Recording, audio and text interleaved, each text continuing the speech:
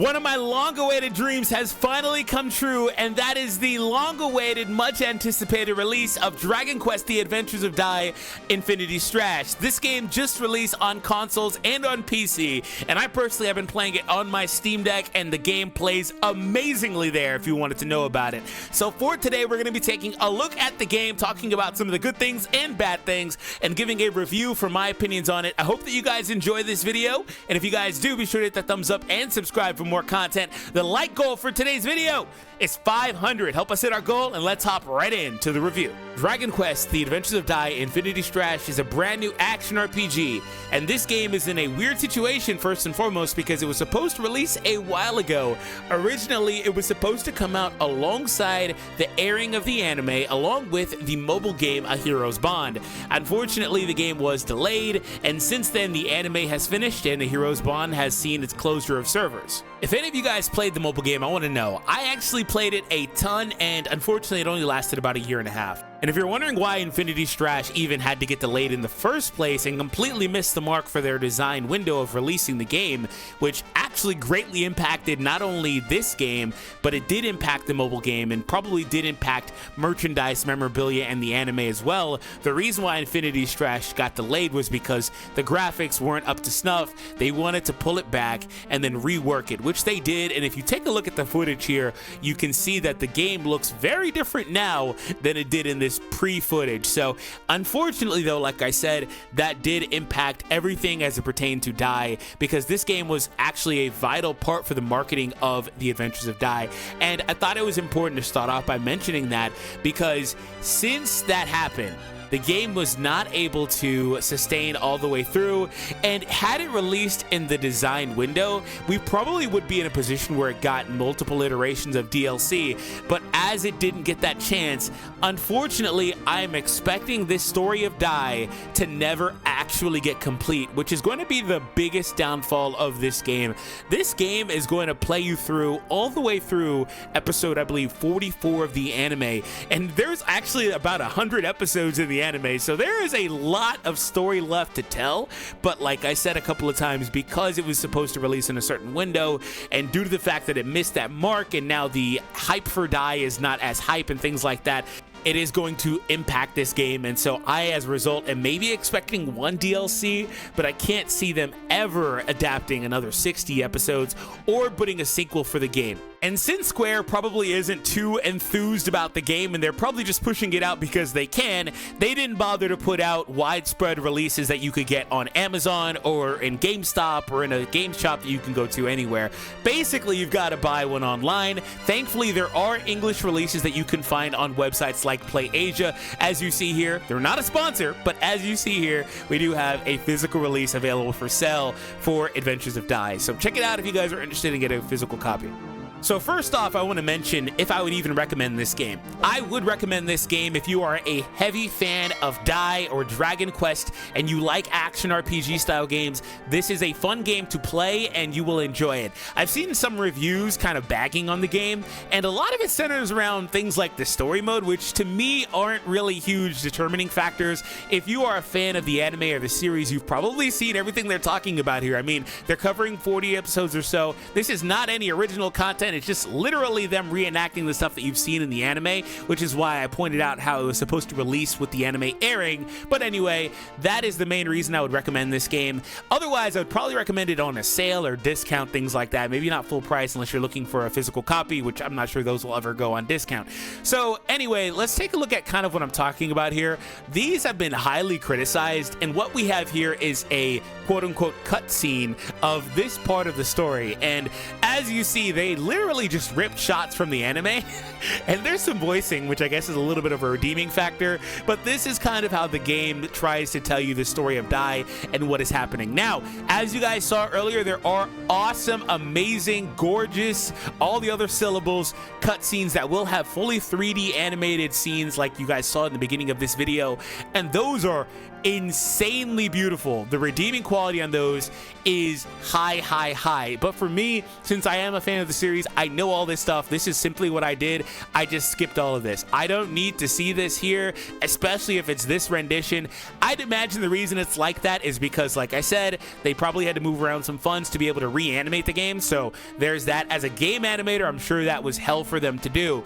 And overall, it is what it is. Now, let's hop into some gameplay.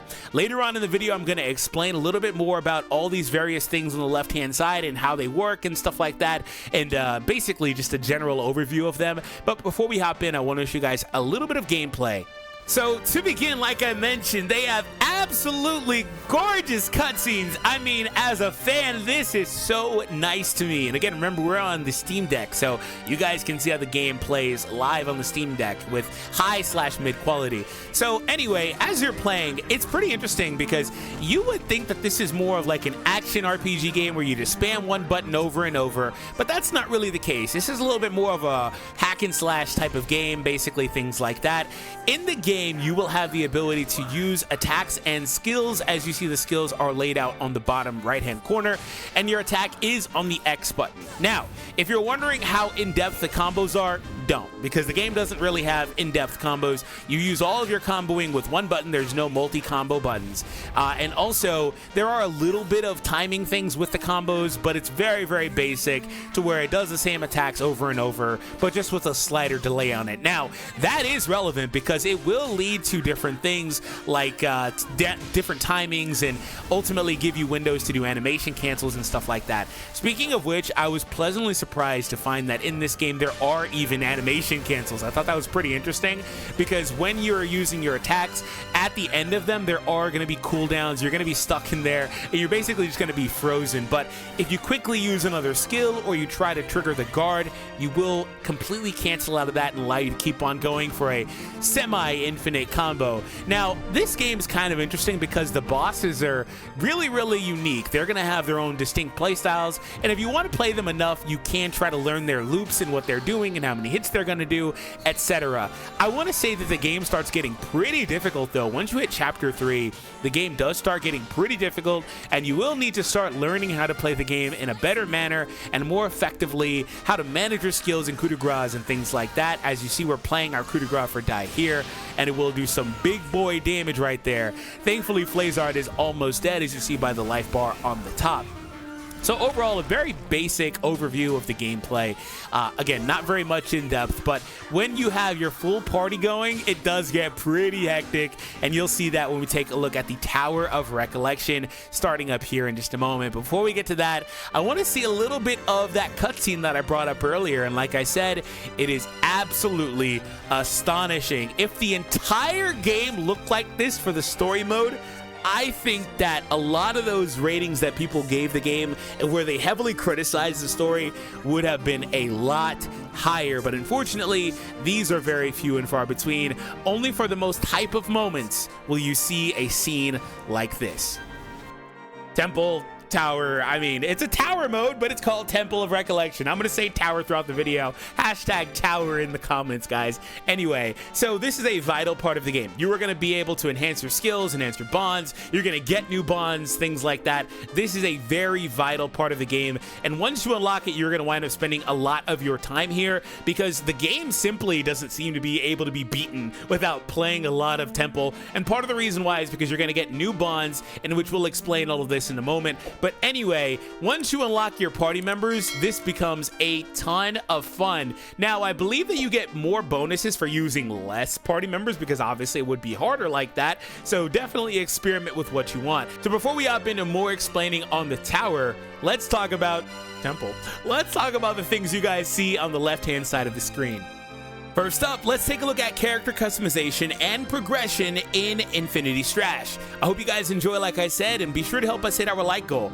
Alright, so first off, we do have our party, which is a pretty self-explanatory thing. You guys know how that functions. Next, the outfits, coup de grace, and also the skills are typically going to be things you're unlocking by playing the story mode specifically. So we do have some character outfits that are from DLC. I'm not sure how those will become available in the future, but anyway, we do also have the ability to choose whichever one one we want to use.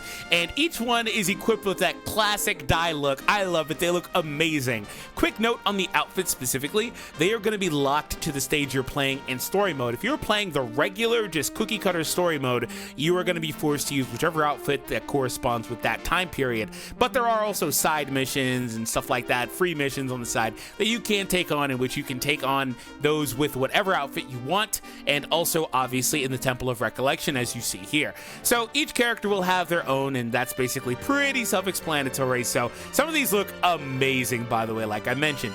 Anyway, so each character also will have coup de grace, which is their main big finisher move. You will unlock those as you play through the story. You'll unlock different ones. As you see, we have the Avant Strash and the Zap Strash here for Dai. Same for here with the skills or spells.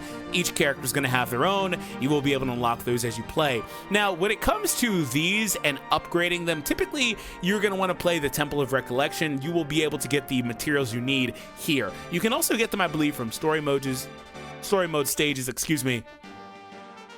Now, when it comes to upgrading these, you're going to get these simply by playing stages in either content. So play the game and you'll get these able to be upgraded. So it's up to you. And again, you will unlock other ones you don't have as you play through the story.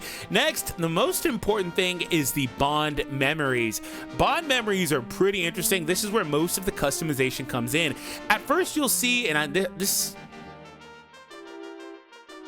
At first, you are going to see that a lot of these slots are going to be locked for you, and they'll obviously correspond to being unlocked as you level up your character. In the Temple of Recollection, though, everything seems to be unlocked, so that's a good note. Now, this is basically your loadout, and what happens here is if you have one that you really like, you can save it as a preset, as you guys see here, and then later on, you can apply it as well. So anyway, ultimately, this is where most of the customization comes in, because you're going to have various abilities. For example, Crest's first appearance one, this is very basic. It only gives you a bonus in attack, so nothing really too crazy about that. You can also see how it improves as you progress, so this will turn into a very powerful flat attack increase as it gets max leveled. And when it comes to leveling that up, again, same as you would imagine, play the tower and you will be fine, the Temple of Recollection. All right. So what you'll see is with some of these, you're going to have various specific things. So for example, this one is specifically going to be giving Hyunkle a defense buff. So keep that in mind. There are also going to be purple and gold ones. And the gold ones and purple ones are going to be locked to being in a specific spot. So you see right here, a bunch of them just appeared for me because I can only have 2 of these maximum on my team. And these ones are particularly powerful because what happens with these is they have stronger passives built into them. So when taking damage from an enemy, 5% chance the attack will increase. That's pretty awesome, especially if you're like me and you get hit quite a bit. And then ultimately, as you go ahead and proceed, you will unlock more of these. So these will be given to you as you play through the game, but you're mainly going to be getting these from the temple itself. So a lot of the game is just tied to the Temple of Recollection, so you are going to want to be making sure that you were spending a lot of your time here. And last little detail when it comes down to it is you can have fun builds that are going to be giving you various bonuses, like as you see, magic crit rate increases. You also have some all-in bonuses here that are going to be taking and giving bonuses or stats to your character. So there's just a lot that really goes into this. You're going to have to experiment with this and find stuff that you really enjoy overall.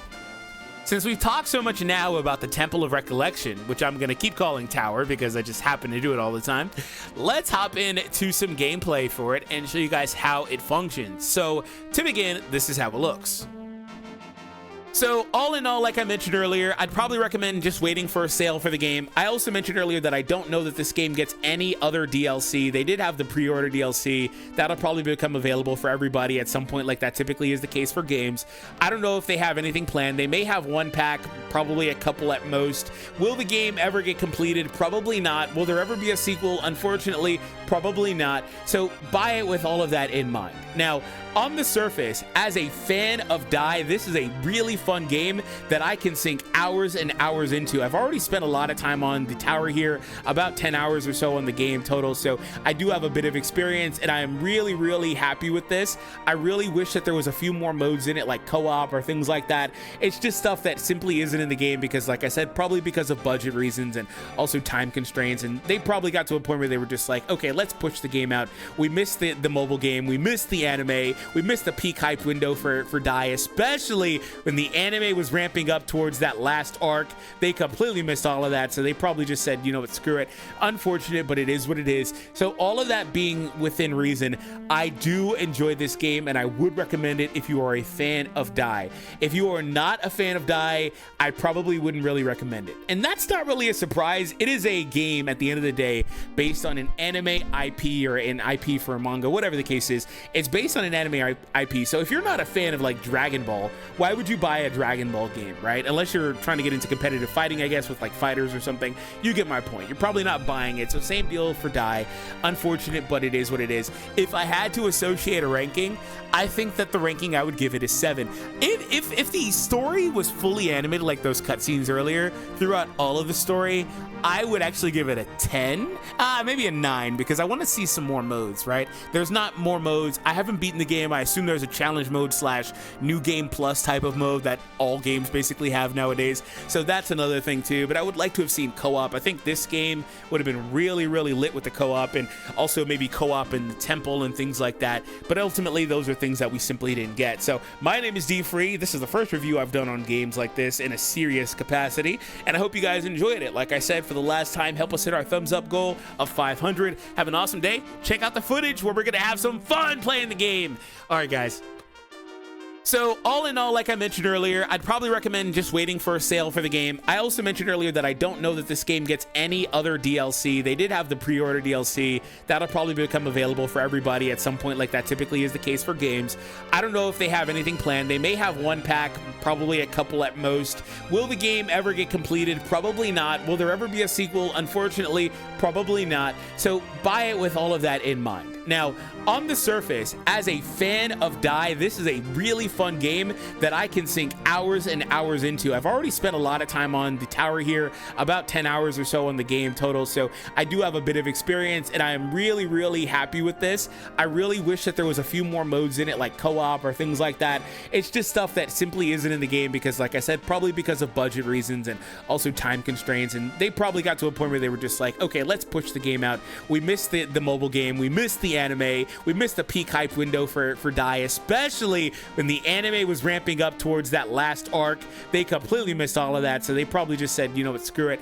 Unfortunate, but it is what it is. So all of that being within reason, I do enjoy this game and I would recommend it if you are a fan of Die. If you are not a fan of Die, I probably wouldn't really recommend it. And that's not really a surprise. It is a game at the end of the day based on an anime IP or an IP for a manga, whatever the case is. It's based on an anime IP. So if you're not a fan of like Dragon Ball, why would you buy a Dragon Ball game, right? Unless you're trying to get into competitive fighting, I guess, with like fighters or something. You get my point. You're probably not buying it. So same deal for Die.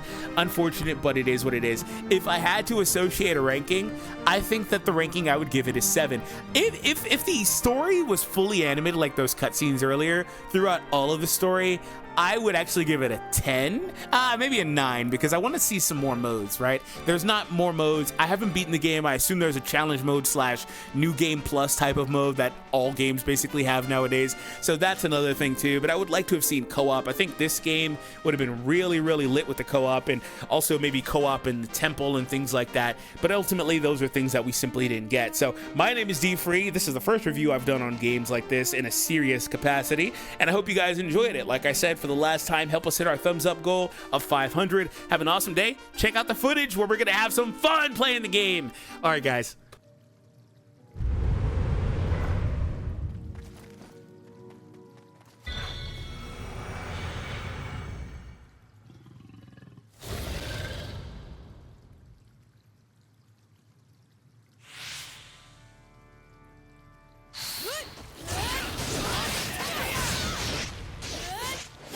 Do your worst!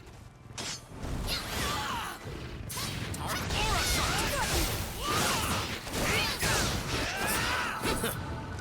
okay? Ma'am! Yes, If I'm you up. insist, take this!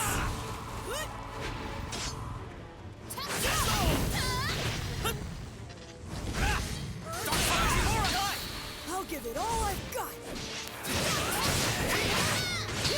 Very well.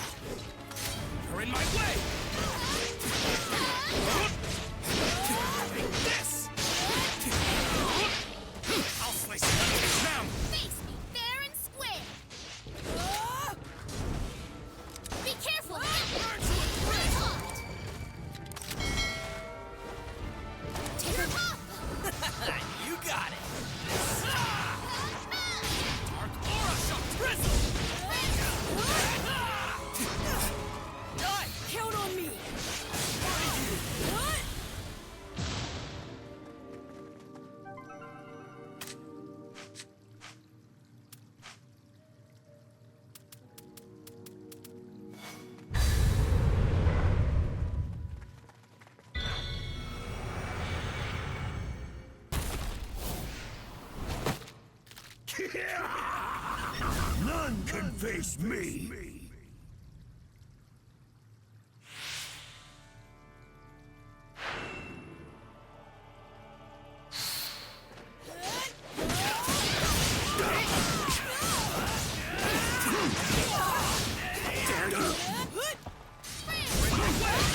Finish! My turn.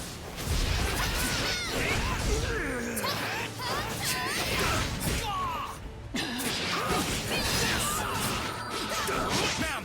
Show you what I can do. If you insist.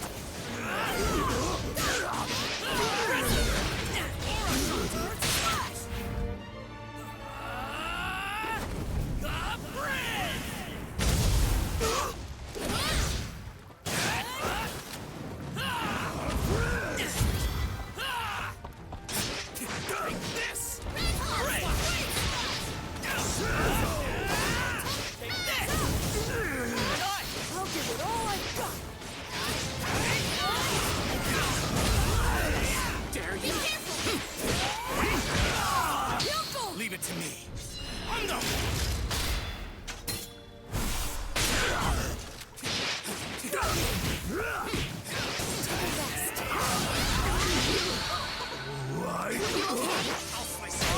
Impossible!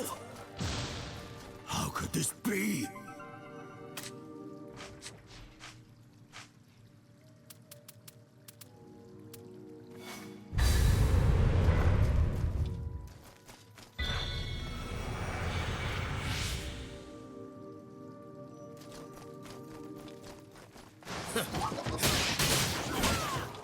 Ma'am! Face me fair and square. Feels lightning. Watch me go!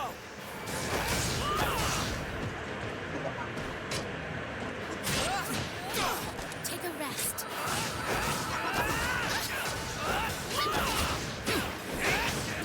I got this.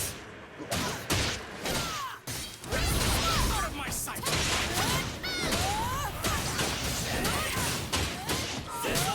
Stay still. Are you okay?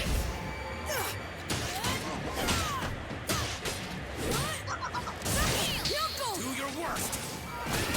Ma'am! Guess I'm up. Aura shot!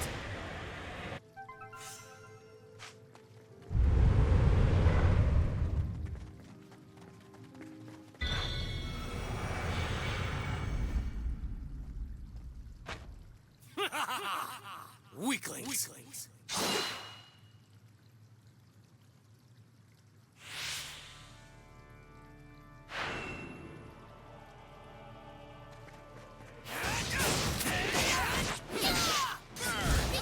Not so fast!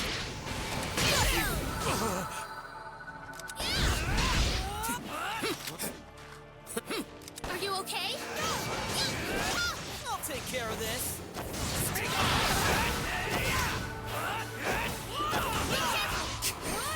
I find you!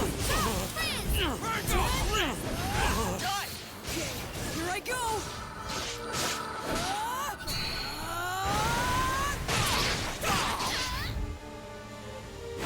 This ends here!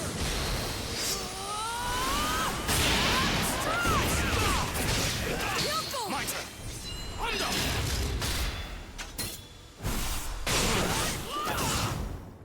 This ends here!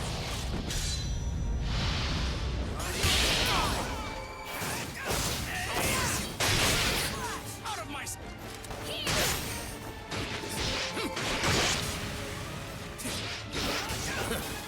You're in my way! Ma'am! Come here.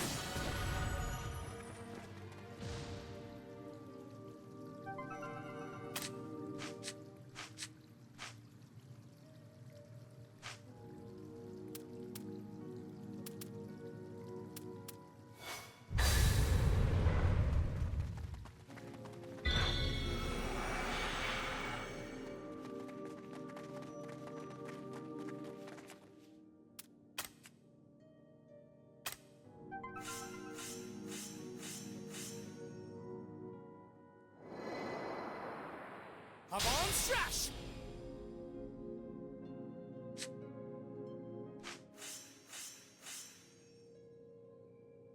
A dragon?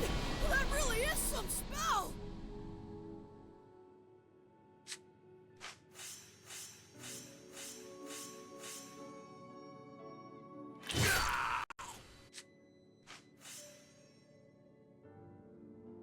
Uncle!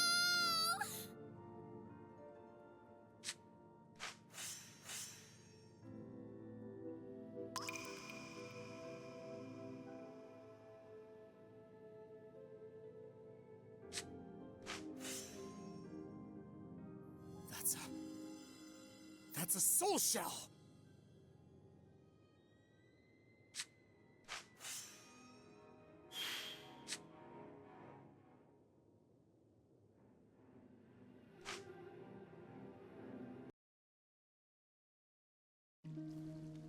Of the things you...